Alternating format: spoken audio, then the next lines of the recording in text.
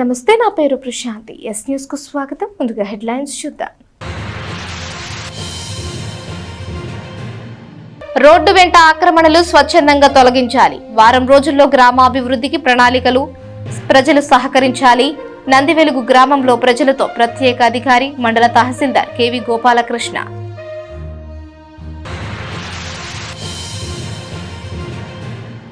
దిక్కులేని అనాథ శవాలకి కాదు, కుటుంబ సభ్యులన్న నిరుపేదల మృతదేహాల అంతిమ సంస్కారాలకు ఆశాదీపంలా శ్రీ శివలింగేశ్వర స్వామి భక్త బృంద సేవా సమితి. పేద కుటుంబంలో మృతి చెందిన వ్యక్తి భౌతిక కాయానికి అంత్యక్రియలు చేసిన సేవా సమితి అధ్యక్షుడు కుర్రా శ్రీను, సభ్యులు. నిరుపేద కుటుంబానికి ఆలంబనగా యంగ్ జనరేషన్ టీం. చిన్నపిల్లల చదువునకు 42,000 రూపాయలు ఆర్థిక సాయం అందజేసిన టీం చైర్మన్ సాదిక్, అతడి మిత్ర బృందం.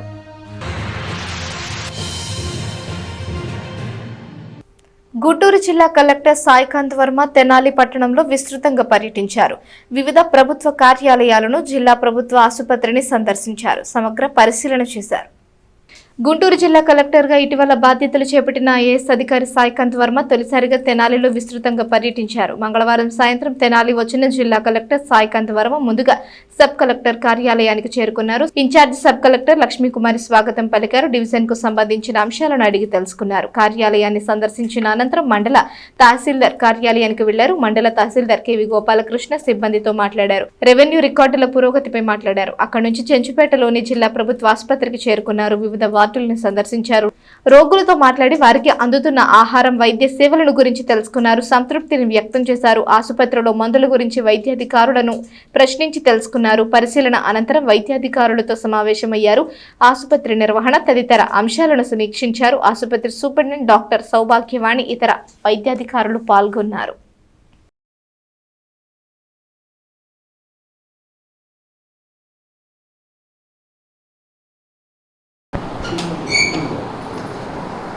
ఎప్పుడు అడ్మిట్ అయ్యారు? ఇంతకాలం అయిందమ్మా వచ్చి? 4 రోజులు అయిందా? ఎలా భోజనం సరిగ్గా పెడుతున్నారా? భోజనం ఇక్కడే తింటున్నారా, ఇంటి నుంచి తీసుకొస్తున్నారా? ఎలా చూస్తున్నారు తల్లి ఇక్కడ?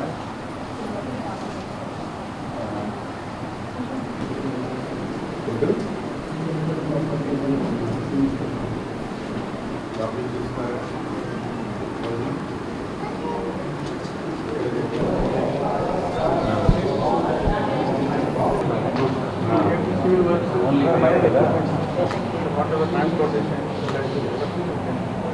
నందివెలుగు గ్రామ అభివృద్ధి ప్రజల సహకారంతోనే సాధ్యమని మండల తహసీల్దార్, ఆ గ్రామ ప్రత్యేక అధికారి కేవి గోపాలకృష్ణ అన్నారు.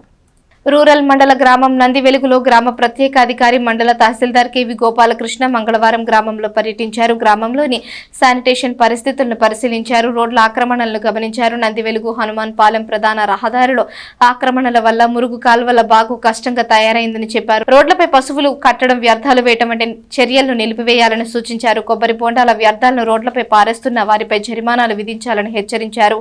ఆక్రమణదారులు 4 రోజుల్లో స్వచ్ఛందంగా తొలగించాలని గడువు ఇచ్చారు. వారం రోజుల్లో గ్రామ సమస్యల పరిష్కారానికి చర్యలు తీసుకుంటామని, అభివృద్ధి కార్యక్రమాలు ప్రణాళిక సిద్ధం చేసినట్లు చెప్పారు. ప్రజల సహకారంతో నందివెలుగును ఆదర్శ గ్రామంగా తీర్చిదిద్దుతామని తెలిపారు.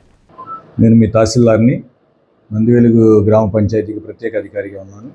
ఈరోజు ఉదయాన్నే మా పంచాయతీ సెక్రటరీ మరియు సిబ్బంది, అట్లాగే స్థానికంగా ఉన్న నాయకులతో కలిసి గ్రామంలో పర్యటించినప్పుడు మరి మనకి మెయిన్గా నందివెలుగు నుంచి హనుమాన్ పాలెం పోయే రోడ్డు, ఆర్ఎన్బి రోడ్డు మొత్తం చాలా చోట్ల ఆక్రమణకు గురైంది.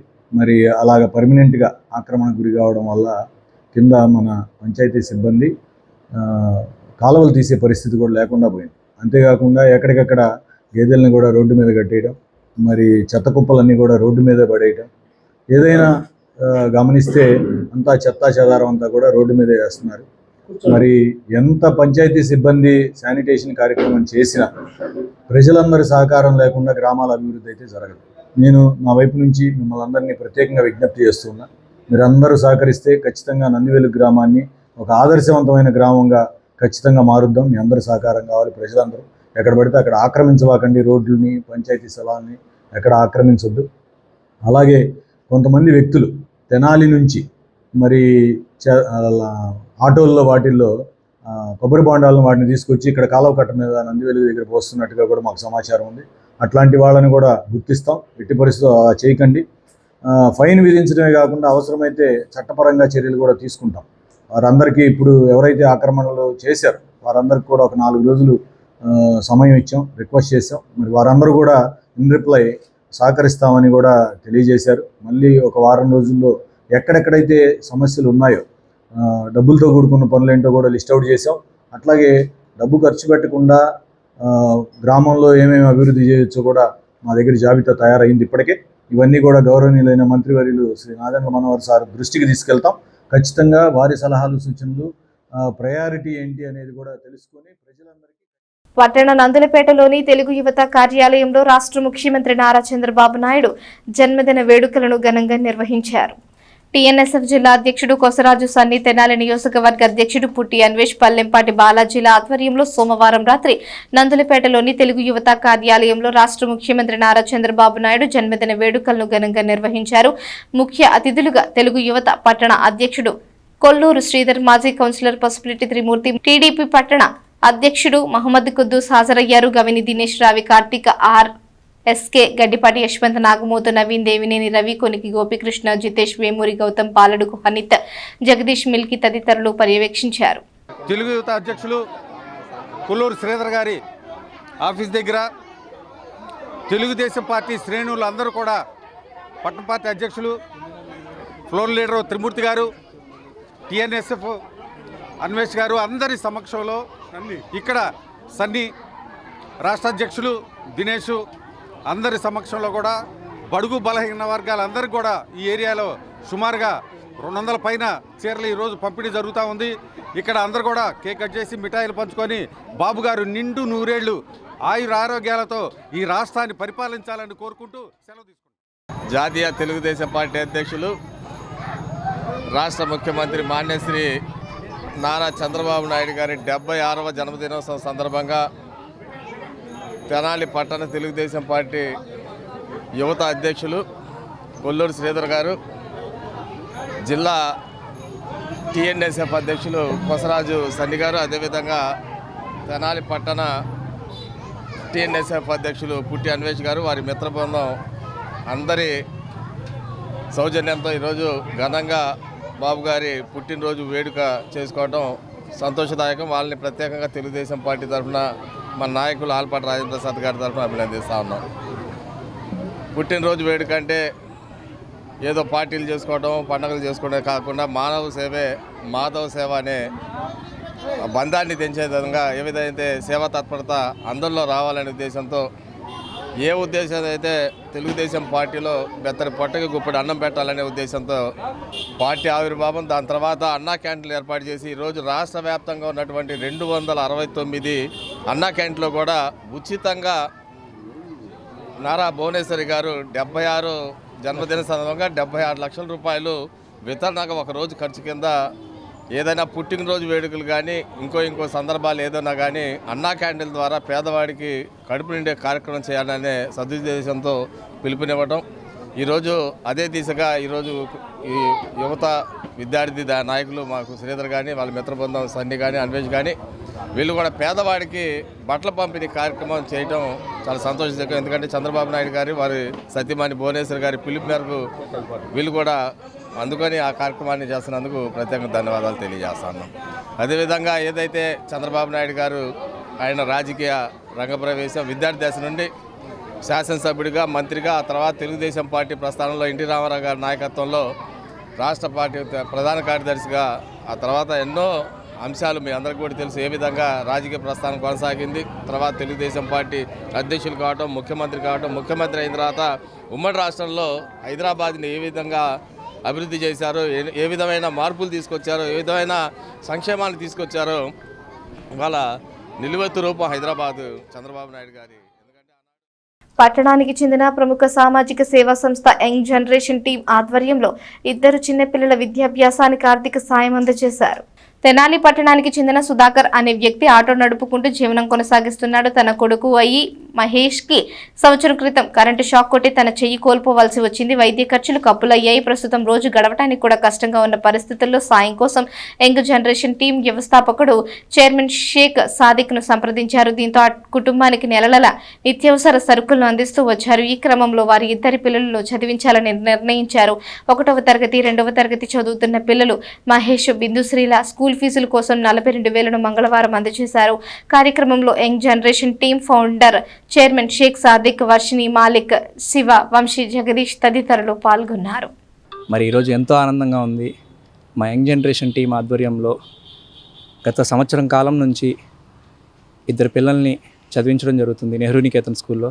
అందులో భాగంగా మహేష్ అనే వ్యక్తి గతంలో కరెంట్ షాక్ కొట్టి తన చెయ్యి అనేది పోగొట్టుకోవడం జరిగింది. మరి అలాంటి సమయంలో వాళ్ళ నాన్నగారైన సుధాకర్ మీడియా మిత్రుల ద్వారా మాకు సమాచారం రావడంతో వాళ్ళని కలిసి మరి కొన్ని నెలలు వాళ్ళకి సరుకులు ఇంటికి ఇబ్బంది లేకుండా అందజేయడం జరిగింది. మరి అలానే 2 పిల్లలు చదువుకుంటామని మమ్మల్ని కోరగా మా యంగ్ జనరేషన్ టీం ఆధ్వర్యంలో ఈ సంవత్సర కాలంలో వీళ్ళకి 2 పిల్లల మీద కలిపి 42,000 వీళ్ళకి ఆర్థిక సాయం చేయడం అనేది జరిగింది. మరి రానున్న రోజుల్లో కూడా వీళ్ళిద్దరికీ మా సేవా కార్యక్రమాలు ఇలానే కొనసాగిస్తానని తెలియజేస్తూ ఈ కార్యక్రమానికి సహకరించిన ప్రతి ఒక్కరికి అధినేత సాదిక్ మరి మరోసారి తన మానవతా దృక్పథాన్ని చాటుకున్నారు. మరి నెహ్రూ నికేతన్లో చదువుకున్నటువంటి 2 పిల్లలకి మరి ఈ సంవత్సరం వారి టర్మ్ ఫీజుని మరి ఆ విధంగా సహాయంలో ఆ పిల్లోడు తన బాల్యంలోనే కరెంట్ షాక్ వల్ల చెయ్యి కోల్పోవడం జరిగింది. మరి ఇంట్లో ఆర్థిక పరిస్థితి కూడా అంతంత మాత్రంగా ఉండడం వల్ల మరి చదువుకి ఏ ఆటంకం వచ్చిందనే భయాందోళనలో ఉన్న క్రమంలో మరి యంగ్ జనరేషన్ టీము సాదిక్ మరి ముందరగా ఉండి తర్వాత అందరినీ అప్రోచ్ అయ్యి మరి వాళ్ళకి కావాల్సినటువంటి నెసరీస్ ఫస్ట్ గ్రాసరీ ఐటమ్స్ ఇంటి పరంగా చూసుకున్నారు. దాని తర్వాత ఇప్పుడు చదువుకోవడానికి అదేవిధంగా విద్య ఎంత ఉన్నతంగా ఉంటే మనిషి అంత ఉన్నతమైన శిఖరాలు చేరుతాడో అందరికీ తెలిసిందే. అలాంటి విద్య ఆగకూడదని చెప్పి మరి సాదిక్ చేసిన చిరు ప్రయత్నం మరి ఆ పిల్లల భవిష్యత్తు చాలా అందమైన బాటలు ఉండిద్దని మనసారా కోరుకుంటూ సాదిక్కి మరి యంగ్ జనరేషన్ టీంకి మరి 2023లో 24లో బాబుకి కరెంట్ షాక్ కొట్టేసేసి కుడిచి అనేది రిమూవ్ చేశారండి. దాదాపు మేము 12 లక్షల దాకా ఖర్చు పెట్టాం బాబుకి. అక్కడ ఇక్కడ అని చెప్పేసి కాదు, ప్రతి చోట దొరికిన చోట ఇబ్బంది పడకుండా అప్పు చేసామండి చాలా. కానీ ఈ విషయం ఏంటంటే డాక్టర్ అనేది మమ్మల్ని చాలా మోసం చేశాడు. మోసం చేయడం అంటే మేము అడిగితే ఏంటంటే మేము ఆపరేషన్ చేస్తామని చెప్పేసి దాదాపు 12 లక్షల దాకా మా దగ్గర తీసుకున్నాడు. తీసుకున్న తర్వాత ఆపరేషన్ చేస్తామని థియేటర్లో తీసుకెళ్ళిన తర్వాత ఆపరేషన్ చేసామని చెప్పాడు. తీరా 3 రోజుల తర్వాత ఆ చెయ్యి అనేది చూపించారు. చూపించిన తర్వాత మొత్తం కుళ్ళిపోయింది చెయ్యి. మరి ఏంటంటే అంటే ఫస్టే చెప్పాను కదా అని చెప్పి మోసం చేశాడు. మేము అడిగితే ఏమన్నారు, మీకు చేయగలిగింది లేదు, అది పిల్లోడు ప్రాణం పోతుంది లేకపోతే చేయి తీసేస్తే అన్నారు. ఇక మా దగ్గరికి లేదు. ఎక్కడైనా సరే అన్ని చోట్ల మేము అప్పు సుప్పు చేసి చూపించుకున్నాము. లాస్ట్కి కోవిడ్ ఫైటర్స్ వారి ద్వారా కూడా మేము అనేది తీసుకున్నాము కొంత సహాయార్థం. అయితే ఇక చెన్నై వెళ్ళామండి. చెన్నైలో బాగా ఇబ్బంది పడ్డాము. 4 నెలలు కనీసం పూట గడవకు కూడా ఇబ్బంది పడ్డాము. చెన్నై నుంచి వచ్చిన తర్వాత మొట్టమొదటిసారిగా మాకు కలిసింది సిటీ కేబుల్ దుర్గాప్రసాద్ అన్నాయండి. తను మాకు చేసిన సాయం అంతా ఇంత కాదండి. మరి యంగ్ జనరేషన్ వాళ్ళని మాకు చూపించి, అబ్బాయి మీరు ఇబ్బందిగా ఉన్నారు కాబట్టి మరి వాళ్ళు సహాయం చేస్తారు, మీకు ఏదైనా సరే ఒక పూటకు కూడా గడవలేదండి ఆ రోజు. నిజంగా చెప్తున్నాను, బాధపడేదే విషయం కాదు, చాలా బాధగా ఉంది. మరి దుర్గాప్రసాద్ అన్న చేసిన సహాయం అంతా ఇంత కాదండి. మరి యంగ్ జనరేషన్ చూపించి మరి ఆ రోజు ఇంట్లో పూట గడవడానికి ఇబ్బందిగా ఉంటే మరి ఆ రోజు బియ్యం కానీ అన్నీ ఇచ్చారు మాకు. తర్వాత యంగ్ జనరేషన్ వారు ముందుకు వచ్చి, అయ్యా మీ పిల్లల్ని మేము చదివిస్తాము, మీరు గడవట్లేదు అంటున్నారు కాబట్టి మరి మా తరపున మేము మరి షాదిక్ అన్నయ్య ఉన్నాడండి. షాదిక్ అన్నయ్య మరి ముందుకు వచ్చి మరి ఎంతో సహాయం చేశాడు. దాదాపు ఈ సంవత్సరం నుంచి కూడా మాకు ఇబ్బంది లేకుండా అన్నీ ఆయన దగ్గర నుండి చూసుకుంటూ పిల్లల భవిష్యత్తు ముందుకు నడవాలని తను కోరుకుంటూ ఈ సహాయం చేసిన బోసురోడ్డులోని శ్రీ షిరిడి సాయిబాబా మందిరం 76వ వార్షికోత్సవాన్ని వైభవంగా జరిపారు. పెద్ద సంఖ్యలో భక్తులు పాల్గొని స్వామివారిని దర్శించుకున్నారు. పట్టణం బోసురోడ్డులోని షిరిడి సాయిబాబా మందిరం 76వ వార్షికోత్సవం మంగళవారం వైభవంగా జరిపారు. శ్రీ షిరిడి సాయిబాబా మందిర సేవా సమితి ఆధ్వర్యంలో జరిగిన వేడుకల్లో భక్తులు పెద్ద సంఖ్యలో పాల్గొన్నారు. భజన కార్యక్రమం చేశారు. తదుపరి అన్నప్రసాద వితరణ చేశారు. రాత్రి 7 గంటలకు తెనాలి పట్టణ వీధుల్లో మేళ తాళాలతో వైభవంగా సాయిబాబా ఊరేగింపును నిర్వహించారు.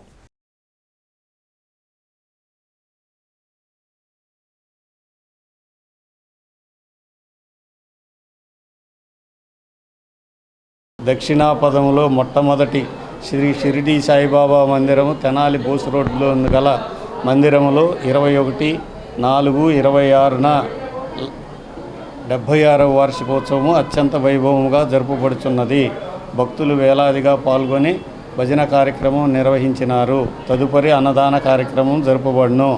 సాయంత్రం 7 గంటలకు బాబావారి ఊరేగింపు మేళతాళములతో అత్యంత వైభవముగా తెనాలి పురవీధుల్లో జరుపబడును. 1/5/2026న లక్ష మల్లెల పూజ జరుపబడును. కావున భక్తులందరూ విరివిగా పాల్గొనవలసినదిగా కోరుచున్నాము. షిరిడి కన్నా ముందు విగ్రహం అండి, దక్షిణాపథం కాదు, మొత్తం షిరిడి కన్నా కూడా. అందుకని మొదటి విగ్రహం చేసి ప్రతిష్ఠ చేసింది తెనాలిలో. అప్పటి నుంచి కార్యక్రమాలన్నీ సక్రమంగా జరుగుతున్నాయి. నియోజకవర్గ తెలుగు యువత అధ్యక్షుడు కోగంటి రోహిత్ ఇతర పార్టీ నాయకులు ముఖ్యమంత్రి నారా చంద్రబాబు నాయుడికి జన్మదిన శుభాకాంక్షలు తెలియజేశారు. తెనాలి చెంచుపేటలోని 28వ వార్డులో సోమవారం సాయంత్రం ఆంధ్రప్రదేశ్ ముఖ్యమంత్రి నారా చంద్రబాబు నాయుడు జన్మదినోత్సవ వేడుకలను ఘనంగా నిర్వహించారు. స్థానిక నాయకులు, కార్యకర్తలు పాల్గొన్నారు. ఈ కార్యక్రమంలో నియోజకవర్గ తెలుగు యువత అధ్యక్షుడు కోగంటి రోహిత్ ముఖ్య అతిథిగా పాల్గొన్నారు. ముఖ్యమంత్రి జన్మదిన కేకును కట్ చేసి ముఖ్యమంత్రి చంద్రబాబు నాయుడుకు జన్మదిన శుభాకాంక్షలు తెలియజేశారు. ఈ కార్యక్రమంలో కోగంటి వెంకటేశ్వరరావు, దాసరి ప్రవీణ్, రాజు, రమవతి, కళ్యాణ్ నాయక్, శెట్టి చంద్రం, గుమ్మడి సంపత్ వర్మ తదితరులు పాల్గొన్నారు. ఆలపాటి రామప్రసాద్ గారి ఆదేశాలతో తెనాలి నియోజకవర్గంలో అన్ని ప్రాంతాల్లో చంద్రబాబు నాయుడు గారి పుట్టినరోజు వేడుకలు కోలాహలంగా, చాలా ఉత్సాహంగా ఒక పండుగ వాతావరణాన్ని నెలకొల్పింది ఈరోజు తెనాలి పట్టణం. అట్లాగే ఆయన గురించి ప్రత్యేకంగా మళ్ళీ చెప్పేదేం లేదు. ఆయన దార్శనికత, ఆయన విజన్, ఆయన పడే కష్టం మనందరికీ తెలిసిందే. ఇప్పటి వరకు రాజకీయాల చరిత్రలో భారతదేశంలో ఒక్క మచ్చ కూడా లేని మనిషి చంద్రబాబు నాయుడు గారు. అట్లాంటి మనిషి మన రాష్ట్రానికి దొరకడం మనం చేసుకున్న అదృష్టం. మన ఆంధ్రప్రదేశ్ జనం యొక్క పూర్వజన్మ సుకృతం. చంద్రబాబు నాయుడు గారు 28 ఏళ్ళకి ఎమ్మెల్యే అయ్యి, 30 ఏళ్ళకి మంత్రి అయ్యి, 40 ఏళ్లలోపే ముఖ్యమంత్రి అయ్యి యువతకి చాలా స్ఫూర్తినిచ్చారు.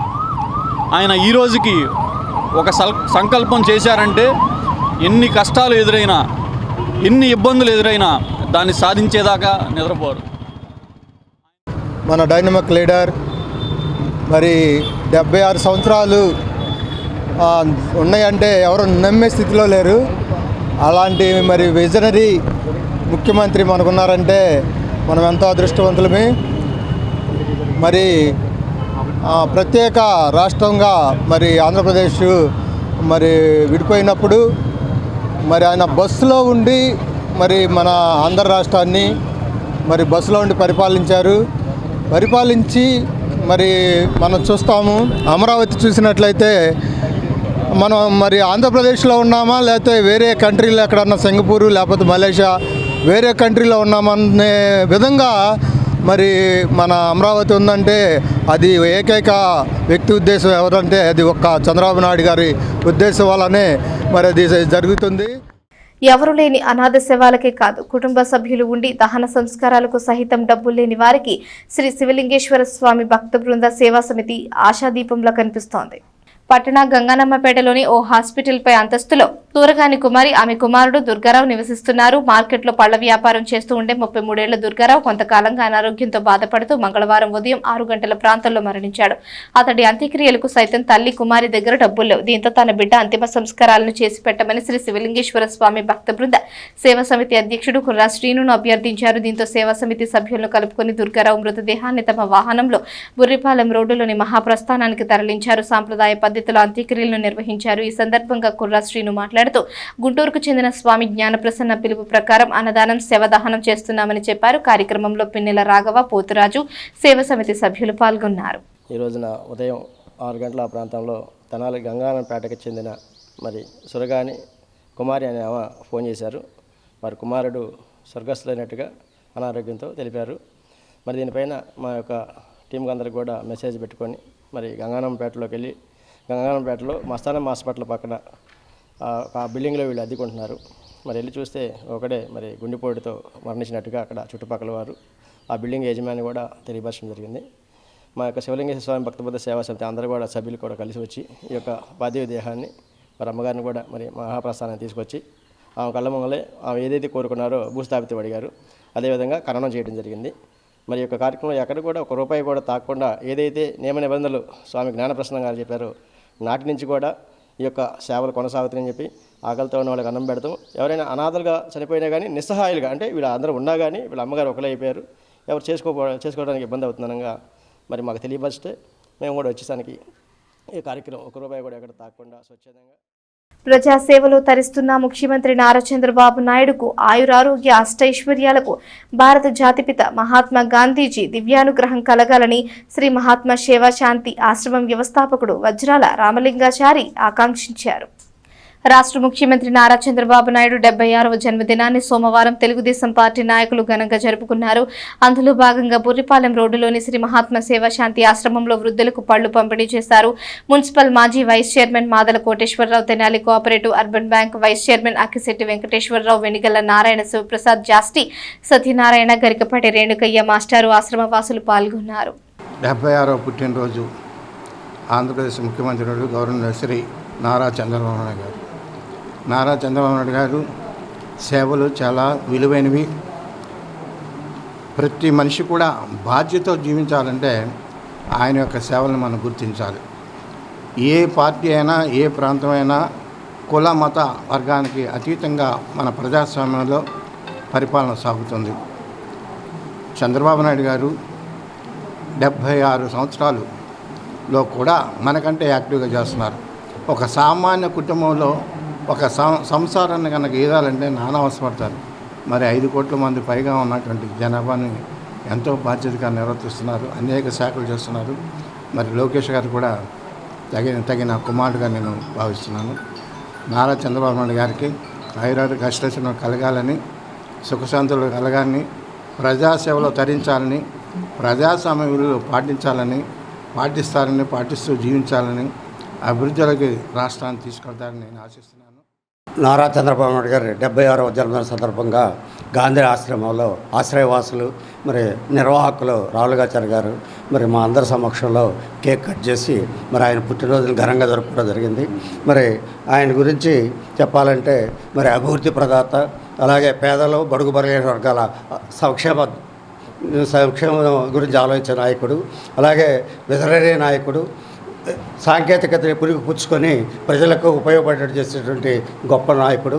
అలాగే మరి రైతులకు వచ్చేసరికి వాళ్ళకి కావాల్సిన లేటెస్ట్ వరి విత్తనాలు ఇవ్వటం కానీ, అలాగే విత్తనాలు మంచిగా ఇవ్వటం, వాళ్ళకి డ్రోన్ సహాయం, సాంకేతిక సహాయం తీసుకొచ్చి మరి పండిన పంట గిట్టుబాటు ధర ఇచ్చి రైతు భరోసా ఇచ్చి రైతులకు మంచి చేయటం. అలాగే పోలవరం ప్రాజెక్టు నిర్మించి ఈ ముందుగానే రాష్ట్రానికి పోలవరం ప్రాజెక్టు వల్ల ఎంత ఉపయోగపడుతుందో మరి దాన్ని కావాల్సినటువంటి పర్మిట్లు తీసుకొచ్చి దాన్ని నిర్మించడం. వార్తలు ముగించే ముందు హెడ్లైన్స్ మరోసారి. రోడ్డు వెంట ఆక్రమణలు స్వచ్ఛందంగా తొలగించాలి. వారం రోజుల్లో గ్రామాభివృద్ధికి ప్రణాళికలు, ప్రజలు సహకరించాలి. నందివెలుగు గ్రామంలో ప్రజలతో ప్రత్యేక అధికారి, మండల తహసీల్దార్ కెవి గోపాలకృష్ణ.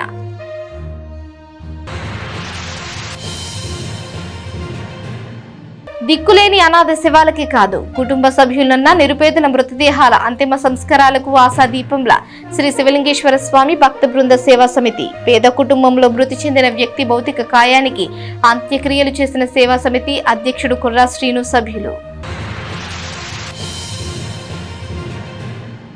నిరుపేద కుటుంబానికి ఆలంబనగా యంగ్ జనరేషన్ టీం.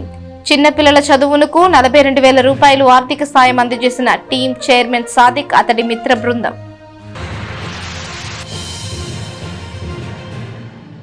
ఈ వార్తలు ఇంతటితో సమాప్తం. తిరిగి ప్రసారమయ్యే ఎస్ న్యూస్లో మళ్ళీ కలుసుకుందాం. అంతవరకు సెలవు. నమస్కారం.